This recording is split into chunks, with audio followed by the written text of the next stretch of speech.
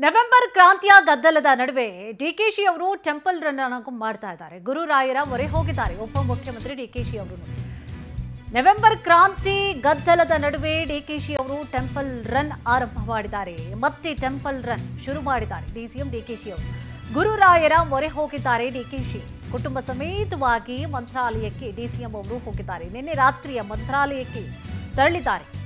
ಗುರು ರಾಘವೇಂದ್ರ ಸ್ವಾಮಿಗೆ ಡಿಸಿಎಂ ಡಿಕೆಶಿ ಅವರು ವಿಶೇಷ ಪೂಜೆಯನ್ನು ಕೂಡ ಸಲ್ಲಿಸಿದ್ದಾರೆ.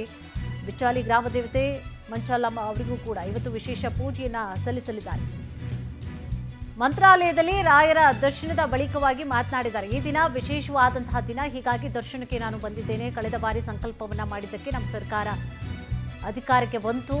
ರಾಯರ ಮಠದ ಕಾರ್ಯಕ್ರಮದಲ್ಲಿ ಭಾಗಿಯಾಗ್ತಾ ಇದ್ದೇನೆ ನಾನು, ಹೀಗಂತ ಮಾತನಾಡಿದ್ದಾರೆ. ಮಠದಲ್ಲಿ ಪೂಜೆಯನ್ನು ಕೂಡ ಇವತ್ತು ಸಲ್ಲಿಸಿರುವಂಥದ್ದು. ಬಹಳಷ್ಟು ಬಾರಿ ಈಗ ಅದರಲ್ಲೂ ಕೂಡ ಈಗಾಗಲೇ ನವೆಂಬರ್ ಕ್ರಾಂತಿ ಅನ್ನುವಂತಹ ವಿಚಾರಗಳು ಓಡಾಡ್ತಾ ಇರುವಂತಹ ಮಧ್ಯೆ ಆರಂಭದಿಂದಲೂ ಕೂಡ ಡಿಕೆಶಿ ಅವರು ಈಗಾಗಲೇ ಬಹಳಷ್ಟು ದೇವಸ್ಥಾನಗಳಿಗೆ ಕೂಡ ಭೇಟಿಯನ್ನು ಕೊಡ್ತಾ ಇದ್ದಾರೆ. ಹಾಗೆ ಕುಟುಂಬ ಸಮೇತರಾಗಿ ಈಗಾಗಲೇ ಮಂತ್ರಾಲಯಕ್ಕೂ ಕೂಡ ಅವರು ತೆರಳಿದ್ದಾರೆ. ವಿಶೇಷ ಪೂಜೆಯನ್ನು ಕೂಡ ಅವರು ಸಲ್ಲಿಸಿದ್ದಾರೆ.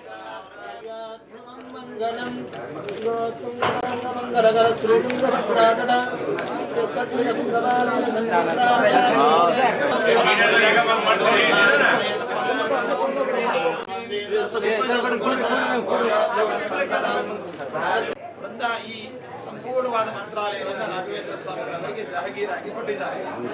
ಆದರೆ ಕಾಲಕ್ರಮವಾಗಿ ಕೆಲವು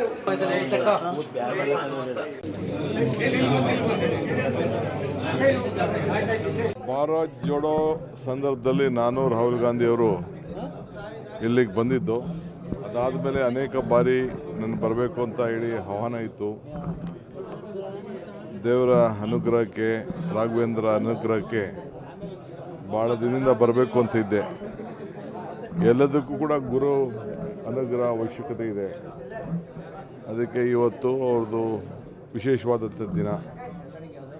ಅವ್ರದ್ದೊಂದು ಇಲ್ಲಿ ಒಂದು ಕಾರ್ಯಕ್ರಮ ಕೂಡ ಇದೆ, ಭೂಮಿ ಪೂಜೆ ಕಾರ್ಯಕ್ರಮ ಕೂಡ ಇದೆ. ಅದು ಕೂಡ ಬರಬೇಕು ಅಂತೇಳಿ ಆಹ್ವಾನ ಕೊಟ್ಟಿದ್ದರು.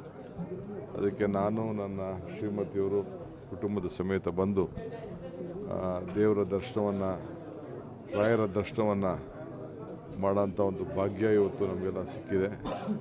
ಸೊ ನನ್ನ ಜೊತೆ ಅನೇಕ ನನ್ನ ಸಹೋದ್ಯೋಗಿಗಳು, ಮಂತ್ರಿಗಳು, ಶಾಸಕರು, ಸಂಸತ್ ಸದಸ್ಯರು ಎಲ್ಲ ಕೂಡ ಅವರೆಲ್ಲ ಬಂದಿದ್ದಾರೆ. ಸೊ ಕರ್ನಾಟಕ ರಾಜ್ಯಕ್ಕೆ ಅವರು ನಮ್ಮ